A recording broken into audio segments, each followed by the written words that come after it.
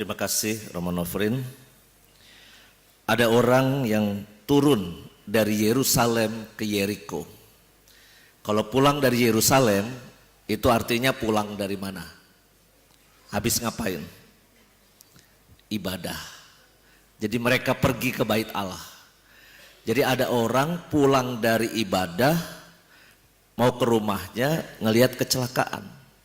Mari kita buat Injil hari ini lebih hidup pada zaman sekarang.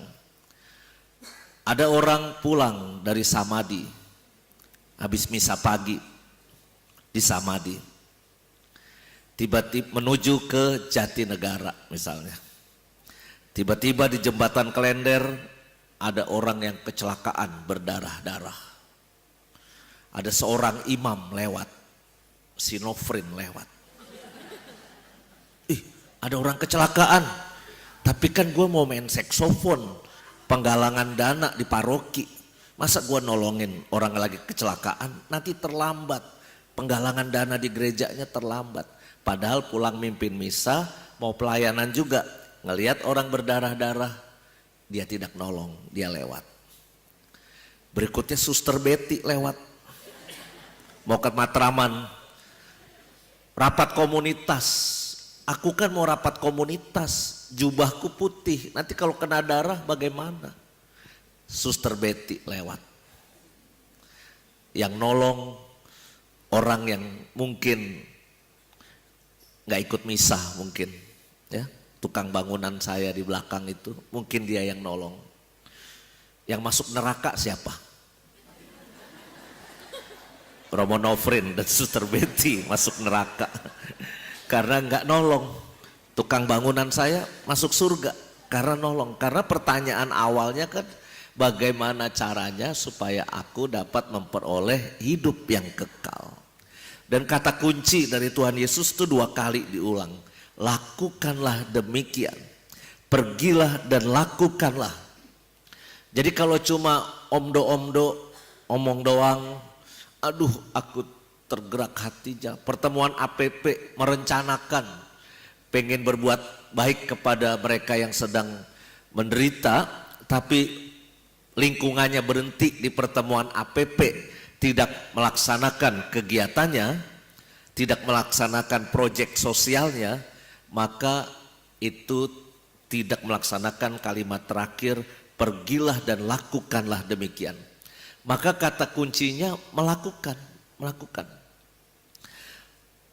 Mungkin ini cerita klasik saya ya. Waktu jalan kaki dari Jogja menuju Jakarta, saya, Romo Didit, Romo Samuel bertiga. Itu memang niatnya jalan kaki, nggak bawa duit.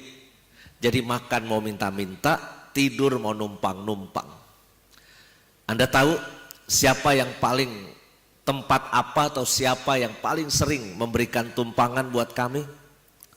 Bukan gereja, maaf, musola. Musola itu tempat yang paling terbuka buat kami numpang tidur. Dan yang kedua itu pos satpam pabrik. Jadi ketika lewat di Pantura itu ada pabrik ini, pabrik itu ya. Kami numpang tidurnya di pos satpam, numpang mandinya di situ. Kadangkala mereka punya roti dibagi kepada kami. Gereja gemboknya tebel-tebel dan gede-gede, kunci. Siapa? Minta identitas. Bahkan kami ke rumah Pak Lurah, aparat negara, ya, itu pun kami ditolak, diusir. Karena yang kami datengin rumah istri mudanya Pak Lurah. Salah. 3 anak muda nyamperin rumah Pak Lurah, itu rumah istri mudanya. Ya udah curiga lah Pak Lurah, diusir, dibawain aparat. Tapi buat saya kadangkala ya, siapa yang menolong kita dalam hidup ini kita nggak pernah tahu ya. Maka saya kira kita juga harus menjadi orang-orang yang harus dengan penuh cinta kasih menolong mereka yang sedang menderita. Itu ajaran klasik Tuhan Yesus ya. Romo Alex Dirjo di Purhita dulu ketika tahun 92 ya. Ketika saya di situ memberikan 2 kata kunci ketika kita mau nolong orang.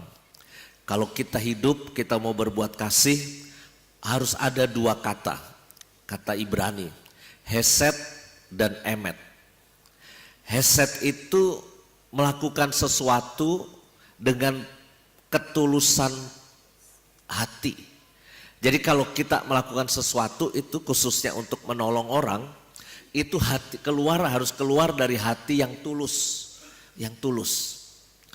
Jangan kita nolong orang karena pengen bikin konten.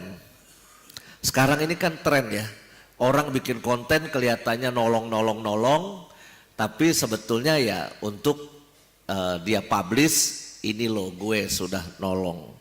Atau juga bikin konten-konten yang kelihatannya dipotong-potong sedemikian rupa, lalu kelihatannya dia berbuat kasih sama orang. Hesed ini adalah hati yang tulus. Bapak Ibu, saya itu selalu mudah membedakan mana orang yang tulus dan mana orang yang tidak tulus.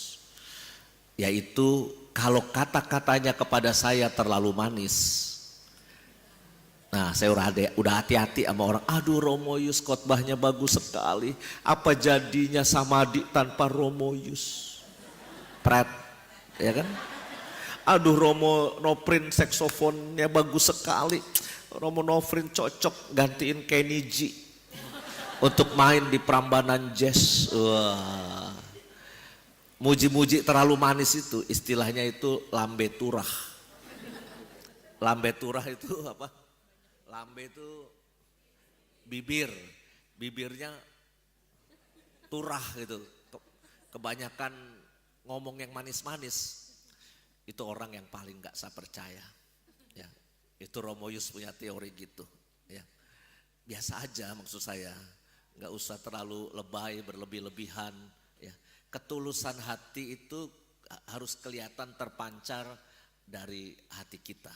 Ya, maka saya kira kalau kita berelasi, ya, maka saya kira harus menunjukkan ketulusan kita. Kan ada orang yang deket-deket sama kita cuma pengen duitnya kita misalnya. Saya nggak tahu Romo Nofrin, Romo Yoris ini dekat-dekat saya tulus apa enggak ya. Itu harus kita buktikan. Kalau pas saya lagi susah, ya.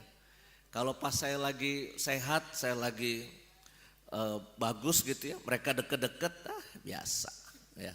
Tapi nanti kalau saya lagi susah, kalau saya lagi tua, ya, udah enggak lagi seperti sekarang, mereka masih deket-deket saya enggak? Atau jangan-jangan mereka mati duluan, saya nggak tahu ya.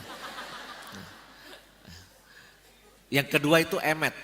Emet itu kalau nolong itu jangan setengah-setengah. Harus tuntas. Emet itu tuntas. Hesed dan emet. Keluar dari hati yang tulus. Lalu juga kita harus tuntas.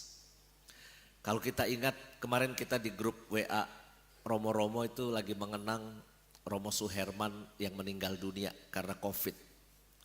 Lalu saya tulis kronologinya. Romo Suherman nyetir mobil dari Bojong Indah ke sini. Dia masih nyetir mobil sendiri. Di mobil sambil bawa tas ransel, dia berkata, "Sesek dada gue Yus," kata dia. Ya udah masuk ke kampus 2 atas. Di kampus 2 atas masih kita ngobrol-ngobrol, saya jarak jauh dari 5 meter, 6 meter. Romo Hari Liong juga kasih komuni kudus itu. Makin turun karena Dedimer sama CRP-nya itu tinggi, nggak masuk akal 10.500 kalau nggak salah. Harusnya 500 tapi ini Dedimernya 10.500 sedemikian rupa. Lalu dibawa ke Karoles. Masuk ke sana, dia nggak betah, kena COVID, dirawat ke Karoles karena mungkin kamarnya sharing sama orang lain karena penuh semua. Yus, gue pengen pulang aja ke Samadi. Aduh, nggak bisa man, nggak boleh, saya bilang. Kalau yang udah begini kondisinya harus disembuhkan di rumah sakit. Akhirnya menurun, masuk ICU, video call, masih sempat video call sama saya, minta ventilator, minta mesin, kata dia, pasang mesin, gua nggak kuat Yus, kata dia gitu. Akhirnya setelah konsultasi sama Bapak Uskup, kita pasang ventilator. Lalu akhirnya kita video call berdoa untuk Romo Suherman, Bapak Uskup, Romo Vikjen, teman-teman seangkatan Romo Suherman, Hari Liong, Nugroho, Samuel, Rudi, ya kita video call akhirnya meninggal. Lalu petinya pun jenazahnya yang berkatin pun saya ke sana. Karena nggak ada romo lain yang berani ke sono. Akhirnya kita ke ICU, kita berkatin jenazah dan petinya pun yang nganter cuma saya ke Oasis Lestari sama Frater Wilson waktu itu. Ya. Lalu akhirnya kita kremasi, lalu baru kita makamkan. Kita mengenang bagaimana kita waktu itu berjuang sama-sama menolong, mencoba menolong orang yang sedang sakit ya, khususnya waktu itu Romo Suherman ya. Ada banyak pasien lah ya, mungkin di sini juga alumni pasien COVID Samadi juga ada di sini ya. Tapi buat saya biarlah tempat ini aslinya kan memang tempat nolong orang bersalin. Jadi memang di sini auranya itu aura harus nolong orang sakit ya. Maka kalau Anda nginep di Samadi malam-malam masih bunyi oa, itu sisa-sisa masa lalu lah sebetulnya ya. Tepatnya di pastoran saya. Itu tempat merocotnya bayi, itu di pastoran saya itu, di sono di depan, belakang sekretariat. Tapi ya setelah saya di situ kayaknya setannya juga tahu, udah dah kita pergi aja dah, kita pergi ya.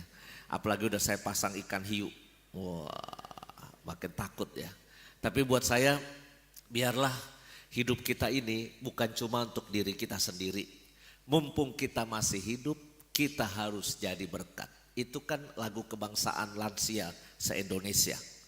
Hidup ini adalah kesempatan, mumpung kita masih diberi kekuatan, hidup harus jadi berkat. Bila saatnya nanti kutak berdaya lagi, mudah-mudahan kita pada akhirnya beroleh hidup yang kekal. Tuhan memberkati.